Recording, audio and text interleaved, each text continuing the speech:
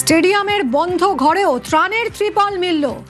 ত্রাণের পোশাক, ওষুধ, মেডিকেলের নানা সরঞ্জাম পাওয়া গেল স্টেডিয়ামের বন্ধ ঘরে। নৈহাটির বঙ্কিমাঞ্জলি স্টেডিয়াম, আর সেই স্টেডিয়ামেরই বন্ধ থাকা ঘর থেকেই উদ্ধার হয়েছে সরকারি ত্রাণ।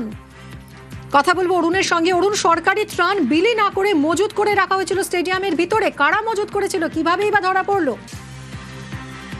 বঙ্কিমাঞ্জলি স্টেডিয়ামের মধ্যে একটা ঘর বন্ধ ছিল, সেই ঘরের ভেতর থেকে প্রচুর ত্রিপল, যেখানে সরকারি তেলমারা ত্রিপল পুরো রয়েছে। শুধু তাই নয়, প্রচুর জামা কাপড় যেগুলো নাকি গরিবদের দেওয়া হতো, সে সমস্ত মেডিকেল সমগ্র। এছাড়া তৃণমূলের পতাকা দিয়ে ভর্তি করা রাখা ছিল, ওটা কি তেলের স্টোর রুম ছিল। শুধু তাই নয়, জলের বোতল থেকে শুরু করে সমস্ত রাখা ছিল। এই ঘটনার পর ঘটনাস্থলে যায় নতুন যিনি বিধায়ক হয়েছেন সৌমিত্র চট্টোপাধ্যায়, তিনি যান এবং নৈহাটি পৌরসভার যিনি ইও আছেন, দুজনে গিয়ে কিন্তু সেগুলো উদ্ধার করা হয় ঘরের তালা ভেঙে। এই এত মজুদ, মানুষের তিরপলের জন্য ব্যস্ত হয়ে থাকতো, কিন্তু সেই তিরপল না দিয়ে কিভাবে এভাবে মজুদ রাখতে, এই নিয়ে কিন্তু প্রশ্ন উঠেছে।